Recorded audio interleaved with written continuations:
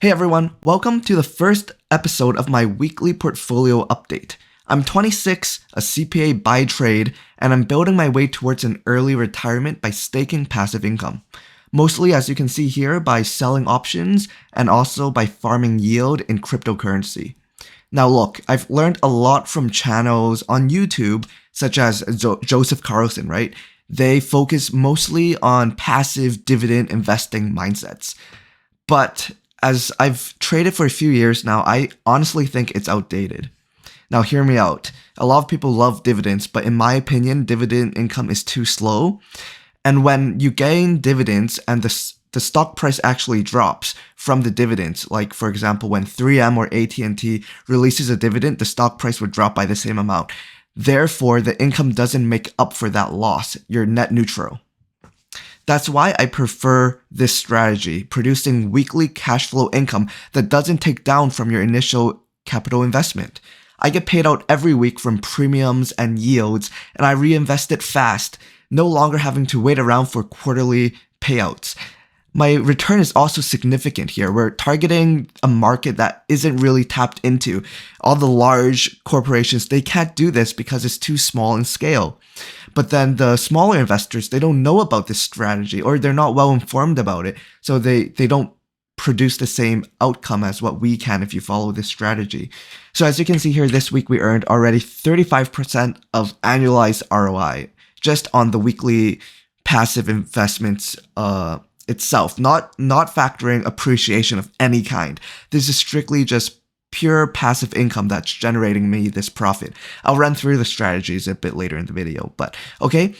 Now let's start. So we're starting with around $167,000 USD of our portfolio size, and this is earning us around 1,000 USD per week in income, producing a total annualized ROI of around 35%.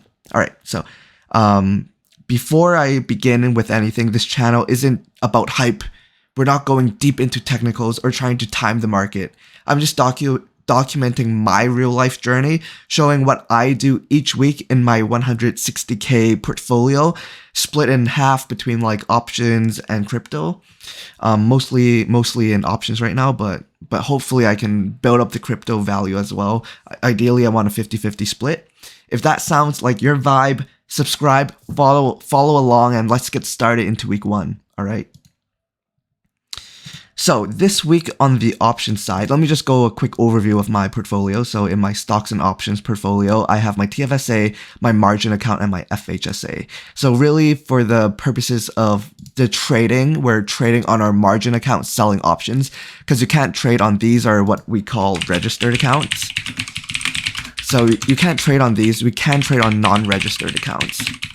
And the beauty of this strategy is we can actually leverage our TFSA. This is our golden child, right? It's what everyone wants to retire off of a large TFSA, right? But what's good about this is, let me quickly put in some formatting here. In Questrade, so Questrade, look this up if you don't believe me. It's actually insanely OP. What you can use is what they call margin power for your TFSA. They call it TFSA margin power. Now, what this does is I can leverage this $70,000 and bank it into my margin account.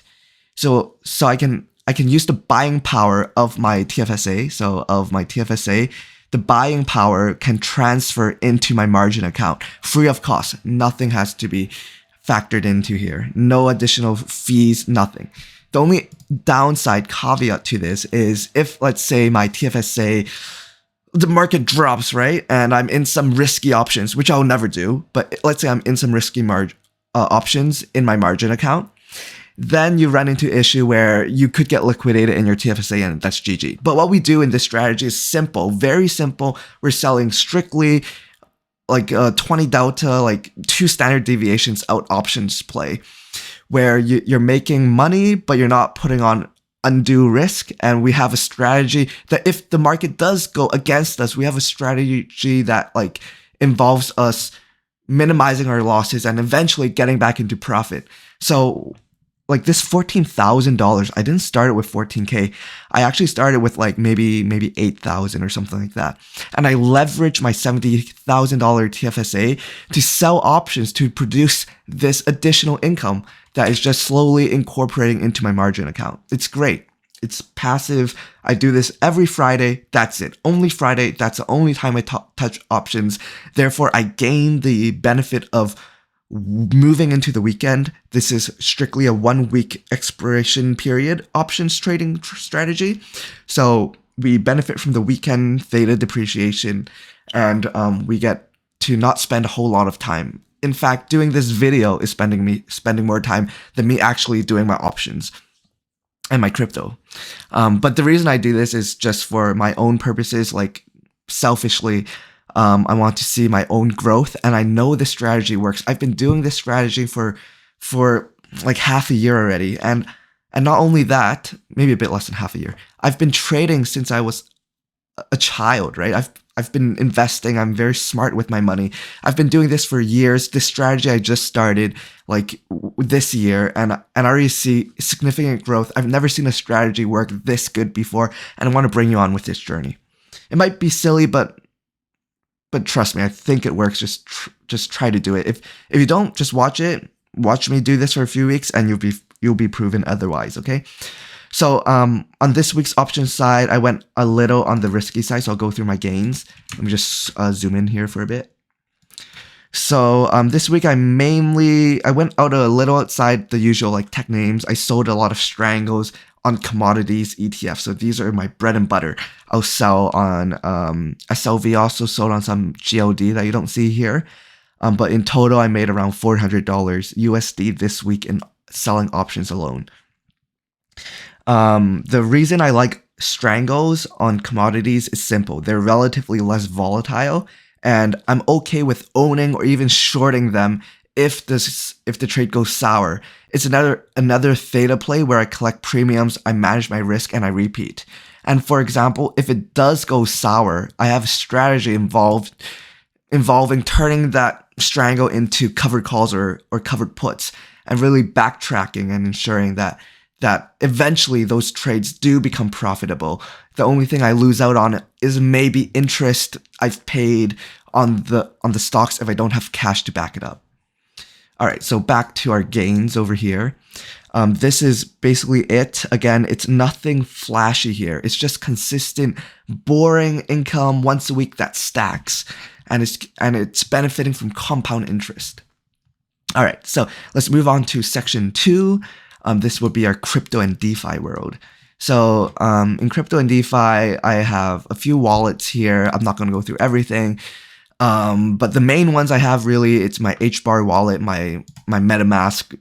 I track on DBank, so I call it DBank, but it's really a hot wallet on MetaMask. Solana hot wallet as well. I use Phantom.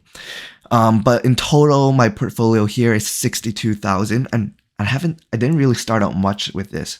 Again, crypto has been going insane this week, as you know. Bitcoin new all-time high, $117,000 USD.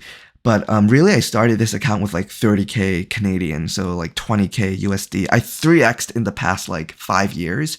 So this is great, and my strategy, I've evolved it since. It's strictly passively farming. I call it, every Friday, I call it my harvest day. I bet you can tell I love crypto based on my channel name. I started this channel based off crypto. I'm farming across a few DeFi protocols, most of which you can find on DBank. I think I'll link it in the description down below. Just my portfolio. You can track it, see what I'm doing, try to copy my trades if you want. This is not financial advice. Again, I'm not a professional in any means. My daily job, isn't really anything to do with trading. I do this as a passion, as a hobby, whatever. So this week I've pulled in around, let me check my gains over here. Crypto, although as you can see the portfolio size is weaker, like it's around, what is this? Like it's 60% of my stock portfolio size, right? It's 60% of my stock portfolio size, but the income I'm earning is almost double. That's because crypto, again, it's a riskier asset, so with more risk comes more profit. But let me just go through this. So this week I've pulled again $600 across all my yields across a few pools over here. My approach is simple. I look for stable, high APR farms with a solid track record, then stake and I compound. I don't look for anything below like 10%. I'm looking 10% plus. Right now, I'm not doing anything risky though. I'm avoiding the 500% APY farms because those never end well. What they do is they release some sort of like native token that just depreciates in value. So you're not really earning like 500% APR. Anything above that is crazy. But in this field, you can look for stuff, I'm not even kidding, up to 100% APR, and it's relatively low risk. Low risk in a crypto sense, right? You're holding maybe a top 10 coin or something like that, a top 10, top 50 coin. So there is a chance that that coin underlying value goes down 80%. Like that is what it is. But what you want to invest in is high conviction plays, right? These coins, you've done your research, you know they're good coins and they have a strong team behind it. There's no vaporware. It's just a strong crypto team. And therefore I'm okay with taking on that additional risk for the additional reward. Now, the truth is, this stuff still flies under the radar. Most people aren't into yield farming.